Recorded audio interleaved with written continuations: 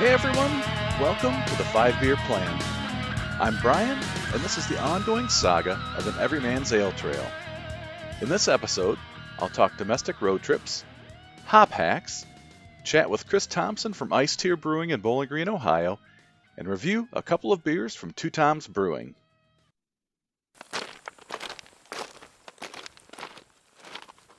In this segment of Tales from the Trail, I'm going to explore domestic road trips. Statistics show that as of April 2020, there were over 8,750 craft breweries in the United States. According to the Brewers Association, the majority of Americans live within 10 miles of a craft brewer. That's a pretty staggering statistic, but also good for those of us who appreciate the craft. Even though the area where I live is a bit out of the way, I can still count 11 breweries within 30 miles on the map. Not too shabby. Well, I love to drive. I don't know about you, but there's something about being in a vehicle and seeing the country that is energizing. It doesn't matter whether you come from the 8-track, the cassette, the CD, or the satellite radio era, there's nothing better than some good road trip music to drive by. For more than 20 years, we took an 1,100-mile road trip each year from Michigan to Florida to visit my in-laws. These trips along I-75 were great with so many adventures. My wife had found a book, Along Interstate 75 by Dave Hunter, that contributed great ideas for lodging, restaurant recommendations, and mile-by-mile roadside stories and entertainment. Though this book isn't specifically beer-related, resources such as this can help you stumble upon hidden gems 5 to 10 minutes off the highway. One of the goals my wife had for our daughter was to visit as many of the 50 states as possible before she graduated high school. In order to meet this goal, this meant 2 road trips, one to the east and one to the west. The first one out east meant visiting such iconic locations as Washington, D.C., Philadelphia, New York City, Boston, and Niagara Falls. 13 new states in all. Not really a whole lot of time for beer exploring, but I still managed to have a pint of beer at the Cheers venue in Boston and a pint of Brooklyn Brewing at an authentic New York City pizzeria. The second trip out west turned out to be an epic one. We traveled more than 7,000 miles over 3 weeks and visited 22 states west of the Mississippi River. This trip left plenty of time for visits to breweries and bottle shops. The trip started out with a stop at one of Nebraska's best, Cross Drain Brewing in Omaha. Great venue, and what I had that night was excellent beer. As we traveled north, we hit Remedy Brewing Company in Sioux Falls, South Dakota for some great beer and a Father's Day lunch. It was here that we were tipped off to Spearfish Brewing, located on the north side of the Black Hills National Forest. From our location, it was a beautiful drive along a winding road through Spearfish Canyon to get to the brewery. It had a great location, good ambiance, and tasty beer.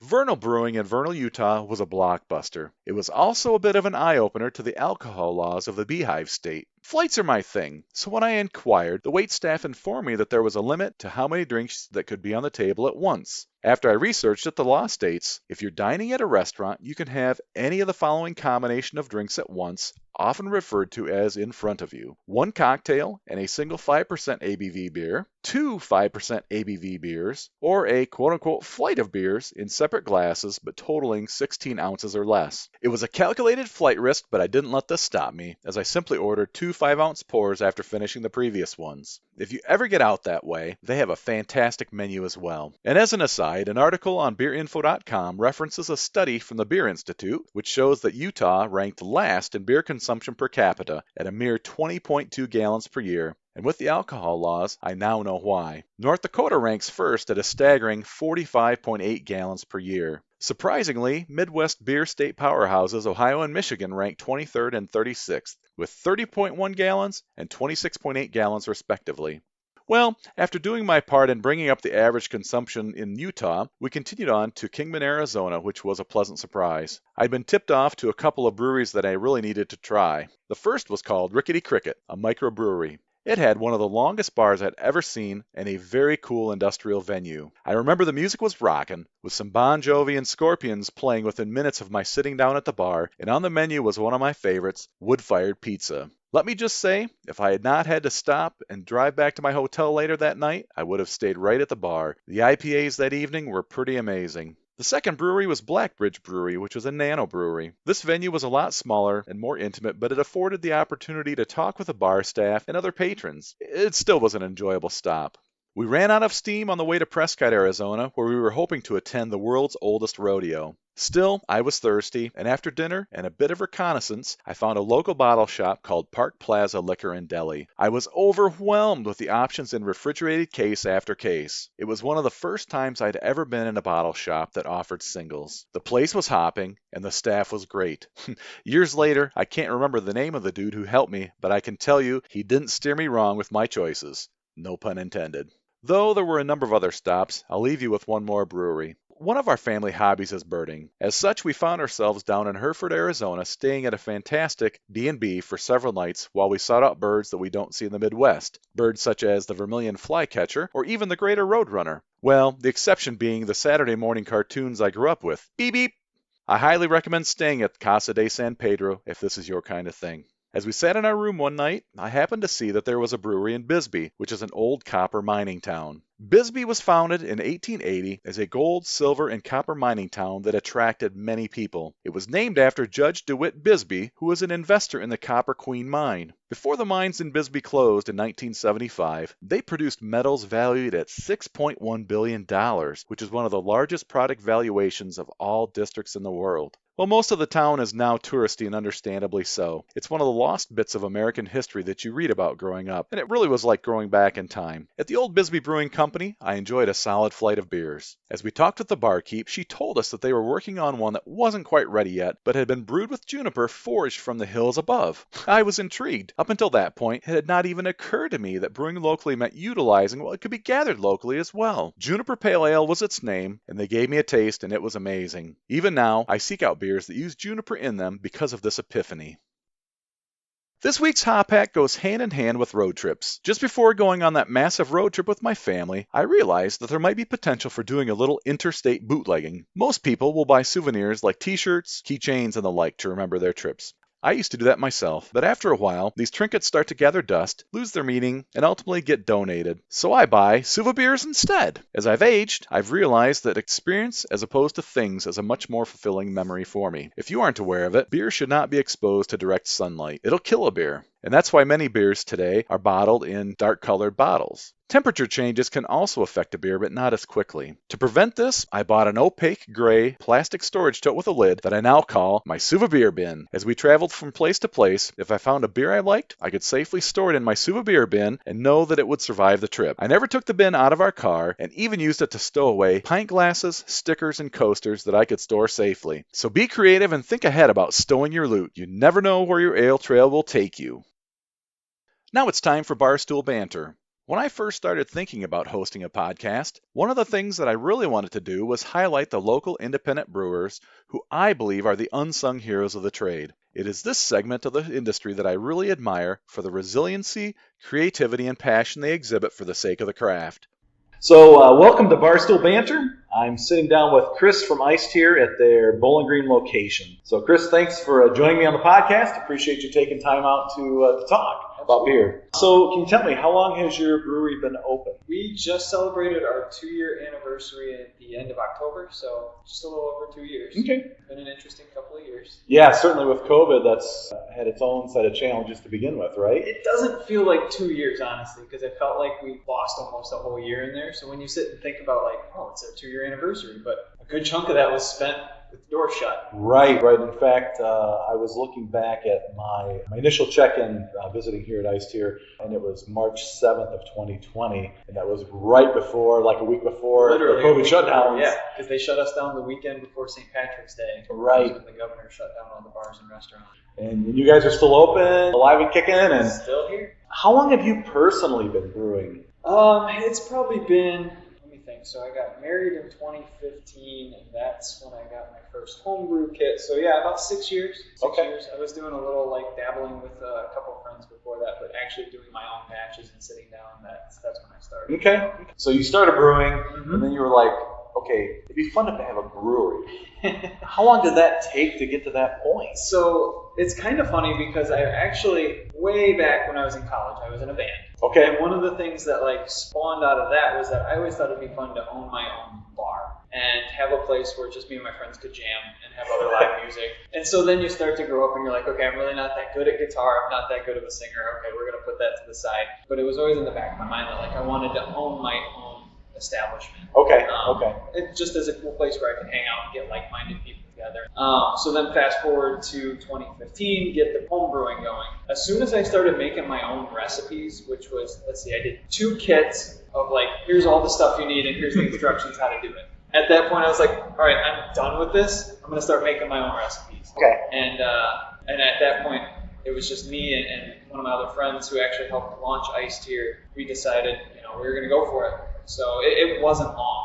To circle back and answer the question, it was maybe a couple months. We're like, okay, how can we start putting this together? Okay. Now, tell me, how big is your production here at Aistear? We're a 2-barrel system, which it's adequate for now. We're almost getting to the point where we're probably going to need to upscale at some point over the next year, but 2 barrels is pretty good for us to keep pumping out different variations, different recipes, things that we want to try, because you get an idea in your head and you want to run with it. It's not a huge cost to run a 2-barrel batch. And if it doesn't work out, you're not flushing hundreds of dollars worth of ingredients and the time and all that kind of stuff. Again, being a small independent brewer, clearly you've had failures. Oh, yeah. I know you've had successes because I've had some of your beers. Sure. You've got some great beers. Thank you. Tell me about one that didn't turn out exactly like you were hoping it to turn out. The one that broke my heart. So IcetearCon 2, our 2-year anniversary, we were doing the Chromatic Dragon theme. Everything we planned out all summer, how we were going to have 8 brand new beers, all themed after different dragons. I love that. It was fantastic for 7/8 of it. Somebody rolled a 1. Without getting too far into everything that went wrong, we were going to do one called Green Dragon that only a few people actually got to try. It was a matcha double IPA, so we added matcha tea to it. Overestimated how much volume we were going to get in beer, and therefore overestimated how much matcha to add to it. It was nearly undrinkable. Not good. So that little bit of it just kind of kicked me right in the gut, because it was like everything, the other 7 worked out almost perfectly the way we wanted them to. We put so much time into building out this 8-beer menu, and then an hour into the anniversary, we're like, we got to pull that off the tap because it's not good. Yeah, so that's disappointing, but at the same time, I mean, you still had 7 other solid beers you could go to for your anniversary party, which is cool. So we kind of had a backup. It was based off of our Faith Melter double IPA, which is actually a variant of Faith Fiata, which was our New England IPA. So we just keep varianting all of our different beers. It's like Loki in the Marvel universe right now. So we had some Faith Melter still available, and we threw that up there, and it still paired well with everything. It still gave that IPA variant. So, what is your favorite part about the brewing process, or brewing in general? I mean, is it coming up with the ideas? Is it actually coming out here and mixing things up and throwing things in, or is it watching the customers, drink it and go, this is great? All of that's really good. I think what draws me to brewing in particular is some of the guys here have dubbed me the mad scientist. So I really like coming up with a beer idea or collabing with somebody on a beer idea, whether it be the co-brewer or the bartenders or some random people who come in and are like, you should make a beer. So then we'll run with that, and then we'll put what's become known as the Aistear spin on it. Well, yeah, we're going to do a ras wheat, but how can we do a ras wheat Aistear style? Well, we're going to overblow it with mint and make a mojito beer, basically. Oh, nice. Yeah, that's a great idea. The Everburn ale that you're drinking right now, we're going to do a Christmas ale, but everyone's doing a Christmas ale, so how do we Aistear that up? So that's, I think from the process standpoint, that's my favorite part. And you hit the nail on the head, man. The best part of being a brewery owner is sitting out there and just seeing people come together and have fun and laugh and enjoy the beers. I'm still not used to people going, man, this is really good, because it's I think it's good, but when other people appreciate the work, it just makes it that much more special. And I think that's probably one of the neat things that maybe has drawn me back and has kept us in contact. Back in high school, I played a lot of D&D. My buddies and I, we'd set up all night long, fueled on Doritos, Mountain Dew. We'd go to bed at 4 a.m., get up the next day at noon, and start the process again. The first time I was here in March 2020, I remember there was a group gaming off to the side, and I thought, what are they? And I think I asked you, I'm like, what are they doing? Oh, they're playing Magic or D&D or whatever it was. And I was like, that is such a great idea. Yeah. And then, of course, I order a flight, and the flight comes out on a double-bladed battle axe. And I look up, and I'm like, there's a dragon skull on the wall, and on the bar, there's this plate mail helmet. I'm like, okay, this is my kind of place. So I think that's another thing that you guys have maybe from a unique standpoint. I mean, all of your beer, naming-wise, it really revolves around that whole Dungeons and Dragons theme, or at least that lore there, sure. Right?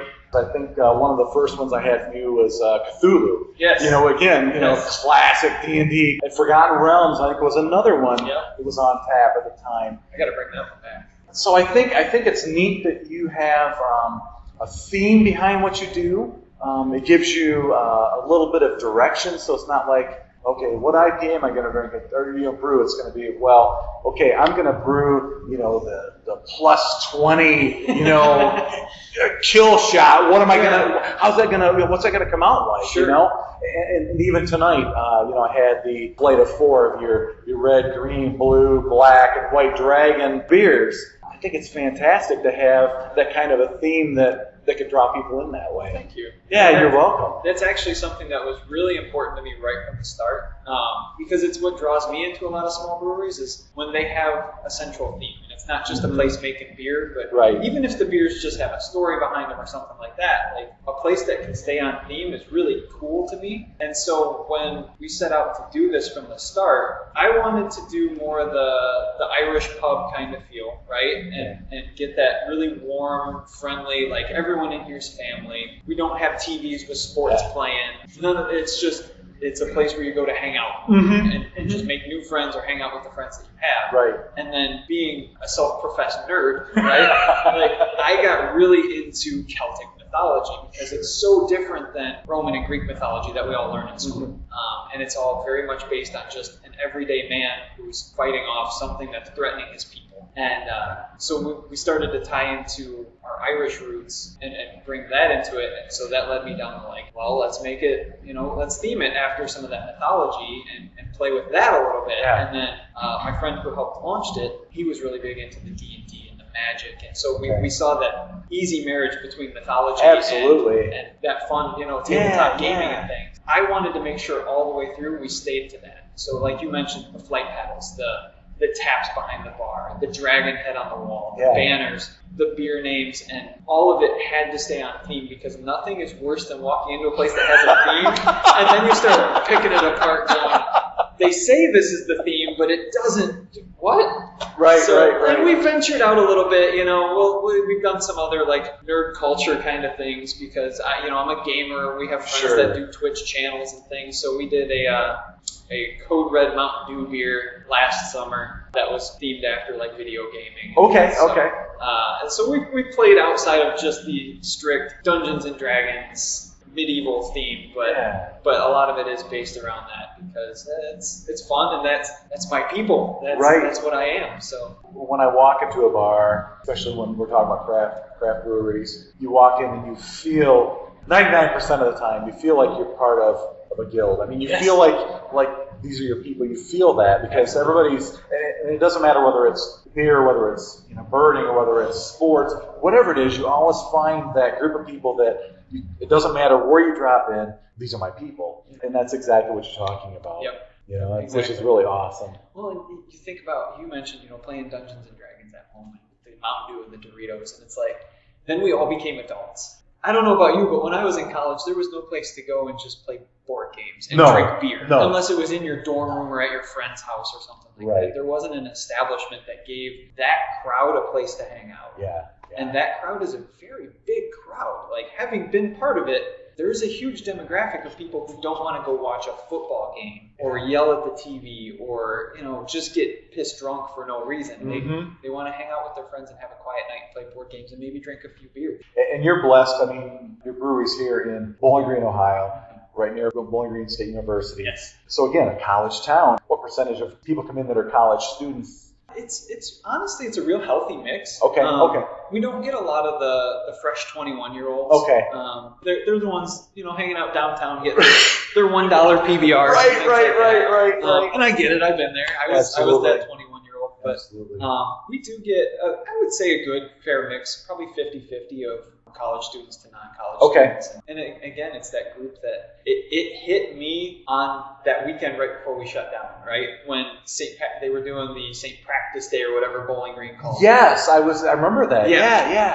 And everyone in town that wants to be drunk just gets piss drunk downtown. And we were full of people who were not that.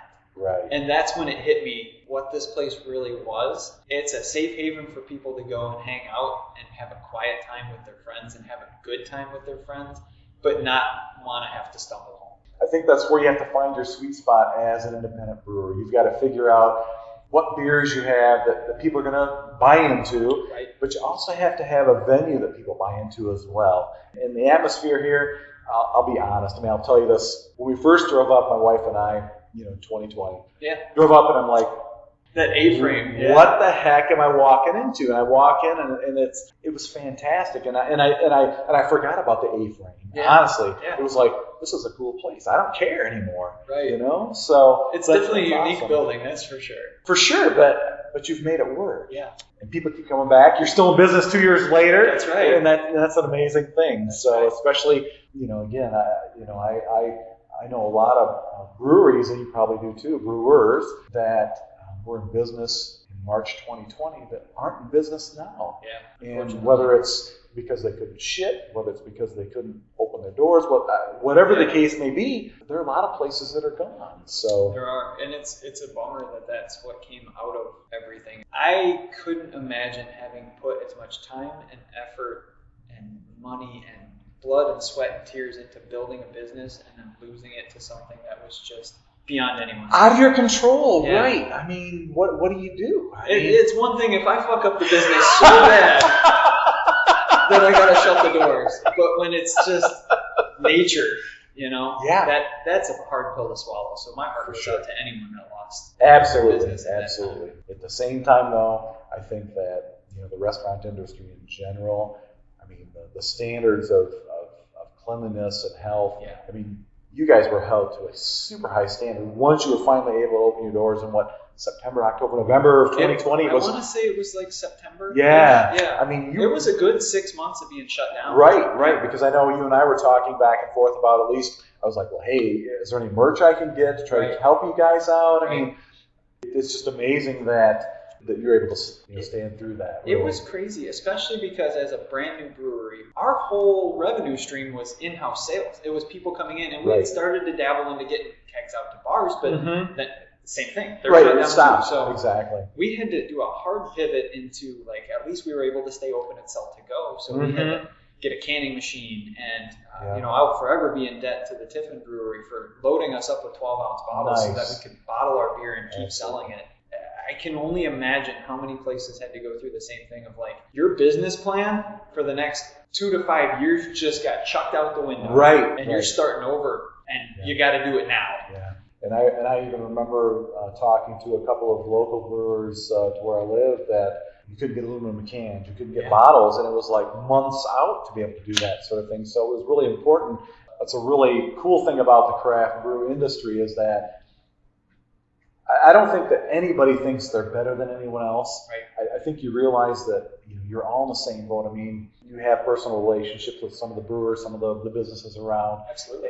And I mean, you each know, like you said, how much blood, sweat, tears you've put into a place. And to not have the ability to can or to bottle because you're short on resources or short on canning machine, whatever the case may be, and have somebody come in and say, hey, you know what? We've got enough. We can help you out and come alongside you. I mean, that's fantastic. It is, and it's one of the best things about this industry is that. Well, I mean, you look at Bowling Green. There's 4 of us here in town. Sure. There's no bad blood. We're all in it, and we've come up with plans that we're going to try to work on different things. We did a collab with Arlen's, which is 2 miles down the street. Nice. For Oktoberfest. Nice. That's the fun part of it is that we're doing the same thing, but we're all doing it different. And there's enough beer to go around, and enough people who want to drink a crazy, super fruited pastry stout, and then go down the street and drink a really clean, amber ale, and then go across the street and drink a really nice sour that was made, Sure. So it's a brotherhood. It's a guild. It's not competition. Really, you have to stick together because if you don't, I mean, from the standpoint of the rules and regulations, from the ability to distribute, the ability to do curbside, whatever the case may be, you've got to be united in that front. Otherwise, you guys can't survive. That's the nail in the coffin, right? It's like, we're not against each other, we're against Budweiser. We're trying to get our little beer out to the world, and we have to deal with that when it comes to distribution and shelf space and name brand and marketing and all that kind of stuff. So I think that's why it is so easy for small brewers to kind of band together and form that guild, because we're all just here for the fun and the delicious beer. And I appreciate that for sure. What is your range as far as distribution goes? By law, we can self-distribute. Okay. So we've done some kegs out to different places. We're not doing like canning lines or bottling lines or anything like that right now. That's a huge investment, man. It is. But again, going back to the Brotherhood, we've talked to some breweries that have that capacity or have worked with like mobile canning units. And talked about, next time they're going to do a run, maybe we all work together and co-fund it and everyone kind of runs something. Sure. So it's a possibility, but right now we're still focused on the in-house. We have our benchtop canner so that we can can stuff to go for people, and then getting back out into some of the establishments that we weren't in post-COVID while everyone was kind of trying to figure out what to do. So I know today you've got 8 on tap. Is that kind of like your typical number of beers you have on tap at a time? So we have 8 taps. Try to keep them full at all times. That's something that's important to me. If you're only going to have 8 taps, you should have all 8 taps filled. Nobody wants to come in and get a flight of all 8 and then you only get 7 beers. the paddles hold 4. They need to be filled with 4. It's just a thing for me. Sure. But yeah, usually we have 8 on tap. Got a couple in reserve just in case something blows out. So. What is your favorite style personally that you like, and what's your favorite style to brew? Okay. Actually, it's probably the same for both. Okay. I love stouts. And I think that stouts get really marginalized into this category of like, it's a winter beer, it's a heavy beer. Mm-hmm. So I like to try and change that perspective and make stouts that you can drink all year round. So I don't know if you ever had a chance to try our sour stouts that we did. I have not. Okay. No. Next time we do one, because I've done 2 different variations of it. It's a really nice, refreshing, chocolatey beer that you can drink in the middle of the summer and not feel like you need to take a nap afterwards. So I like playing around with stouts because you get very complex flavors and it gives you a lot of room. Clearly, you can tell I'm an adjunct brewer. I like to throw random shit in the beer and see what happens, right? But no, I think stouts, they're my favorite to drink. I will go from a breakfast stout to a sour stout to spicy chocolate Mexican stout that we have right now. The Bama was amazing. Yeah. Amazing. When I had that tonight for the first time, and when I first tried it, it had a lot of chocolate. I got some vanilla on the nose. The barkeep and I were talking, and like 15, 20 minutes later, I tasted it again, and I'm like, wow, now I'm getting the heat from the habanero that you had in there. Yep. Now I'm getting that deep, dark chocolate that I know you wanted to have in there. With your higher ABV beers, you've got to wait for that to kind of come alive and mature, so to speak, once it hits the air. And it's funny with stouts especially, the temperature really plays into how the flavor comes out. Yeah. So you let it sit on the bar for 10, 15 minutes and it's going to change the profile completely. Mm-hmm. You do that with a pale ale and you're like, man, this just doesn't taste good anymore. Like, right. It's like, another one, please. Yeah, right. So I think that's why I like playing with stouts so much, is that there's so much room that you can play with it and change people's perception of what that beer is. Sure. Have you ever thought about doing a Russian Imperial, or have you done a Russian Imperial yet? We've toyed with it. I haven't done a full Russian Imperial. Okay. It's definitely on the docket. Nice. We're going to get into some barrel aging here in the near future. Okay, cool. So I'm not going to name drop who we're potentially working with because we're still ironing out the details, but we found a whiskey and bourbon company that is real excited to hopefully set us up with some good barrels. And to be honest with you, when that happens, you need to let me know. I've had your IPAs, I've had your stouts, I've had your sours. Yeah. I mean, if your barrel aged stuff is as good as like your normal stuff, I can only imagine how tasty it's going to be. So Bahamut is one of them that we want to barrel age. I'll give you that sneak peek. Did you try Tiamat? The barley I did wine? not. Okay. No. So that's another one. So our idea is that we're going to get those in production to hopefully have them age all the way through to the 3rd anniversary. So we're hoping to move on this quick because it takes time to get that done. Yes. And then our staple Forgotten Realm, which I haven't had on the menu in a while, but that's the 3rd one that we want to get into. Okay. Barrel and see what happens. So. Awesome. Yeah. Awesome. That's exciting. Barrel aged braggots. That's exciting. Yeah. But I'm pretty sure that probably one of the first really good braggots I ever had was here. Tonight I've had 2 braggots. It was the Red and the Green Dragon. Yeah. you've got the recipe figured out, man. Seriously, Chris. It's not a terribly hard recipe in most cases. It's just a shitload of honey. Right. And I think that's why a lot of breweries don't do it, because if you're going to put that much into honey, you might as well just make mead, which is why we started down the path of braggots to begin with, because that's still a beer. So and it's a little bit more of a, how would you classify it? I mean, I always think of it as like an old world or old. I mean, it's a very old recipe kind of beer. Absolutely. Yep. Yeah. It's a style that kind of got lost when you started to get those high ABV beers, and then you had meads and wines and things like that. And like braggots, is there really a market for it? The reason I like to do it is twofold. You can get some really crazy flavors going in some of those things, and when you use that type of honey, that amount of honey, you can still push a high ABV beer, and you don't necessarily get that super burning alcohol flavor because of the sweetness cutting through it. Yeah, the Red Dragon I had first. Cherry habanero braggot. You get that like the nose. I mean, it's just this nice, sweet cherry nose. You take that first sip, you get that sour cherry. You take that sip, and okay, there's that nice honey, that nice burn. I'm like, this is honey, isn't it? I mean, I can tell that, of course, the Blue Dragon is the blue raz. Yes. So it's got that electric raspberry kind of slush puppy. Yep. Those were probably two of my favorite beers that I had tonight. Awesome. Yeah. Thank you. And frankly, I'm on a sour fruited kind of kick at the moment. Sure. Stouts are where I started. It's where your sweet spot is. Yeah. I was on the hazy IPA thing for a while, the high EIPA, TIPA stuff. If I'm going to go have a flight someplace, I want to have a couple lighter beers, and so I'll choose. Let's be honest, the Red Dragon was 10%, I think, and I think the green was 8.5. Yeah. So, or Blue Dragon? Blue Dragon. It is blue, but the color has turned green. Well, yellow plus blue equals green. Exactly. I didn't think that through at the time. Who cares? Because it's amazing taste, dude. Thank you. Last call. Well, it's nearly time to wrap things up, but first, 2 more for the road. This episode, I'm going to double dip. I'm going to drink and describe 2 beers from Two Toms Brewing in Fort Wayne, Indiana. These beers are from their recent Serial Killers release, which is inspired by Saturday morning breakfast cereal. Though I have the entire 6-pack, I decided to try Charms, a 5.5% milkshake IPA made with marshmallows and Lucky Charms, and Chocula, an 8.8% chocolate pastry stout made with marshmallows and Count Chocula. Well, let's crack these open and see if they really are magically delicious.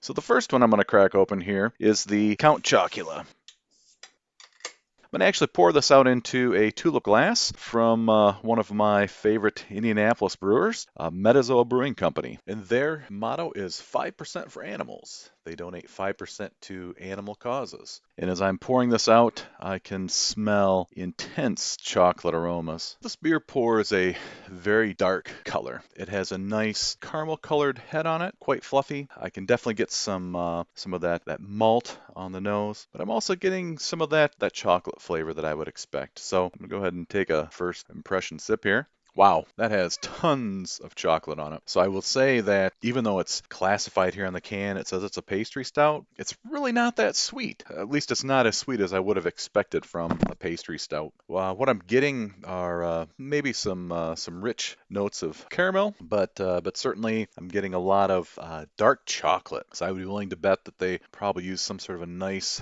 chocolate malt for the brewing process. This has such a great aroma to it. As I said, it's got a little bit of maltiness to it, so it reminds me again of that breakfast cereal, and it's got that sweet, not overly sweet, but that creaminess that I would expect, and it takes me back a little bit. It takes me back to those days when I would have the Count Chocula, let it sit a little bit too long. Maybe you're too busy watching your Saturday morning cartoon. That milk just kind of gets saturated with that nice sugary, chocolatey goodness. Oh, I like that. That is so good. The second one I want to review is the Charms, a milkshake IPA. So I know in general, probably these aren't the best to have back to back, but these both sounded the most delicious to me. In all fairness, I've had this particular 6-pack of Serial Killers since the end of October. They are a couple of months old. I've found in general that IPAs, especially ones that are a little bit more novelty or a little bit more hazy based, tend to lose a little bit of their luster when they've been canned for a longer period of time. Now, I've kept these cold the whole time. I'm not trying to be critical here with the review, just trying to be real here. So I'm going to pour this Lucky Charms out into another snifter glass. This particular snifter glass comes from Chapman's, another one of my favorite Indiana breweries. One of the things I love about them is every month they have something that comes from what they call their small batch roulette series. So if you've never tried any of their beers, I would definitely recommend them. Ooh, and now I'm getting some great flavor on the nose. Definitely some citrus, almost a lime. When I pour this out, it pours kind of a turbid colored lime. It's got that marshmallowy kind of sweetness on the nose. It's got a fairly complex profile on it. Definitely getting a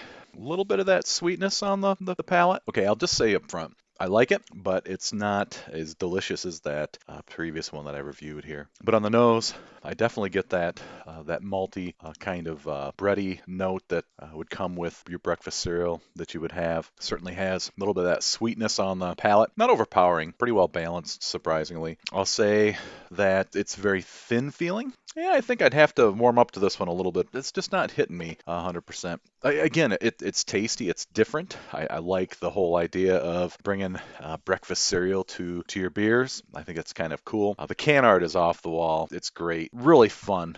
So I'd say, between the two of these, I think that chocolate pastry stout is for sure hitting all the notes that I would expect. And though this milkshake IPA is not hitting them, it's still pretty tasty. Let me know if you've had any one of these from the Serial Killer series. And of course, if you have a beer you'd like me to drink and describe, leave a comment on my Instagram feed or send me a message. If you're a brewer and you have a beer in mind, direct message me on Instagram and let's see what we can do. I'm always happy to review a beer. Well, that is all for this episode of the 5-Beer Plan.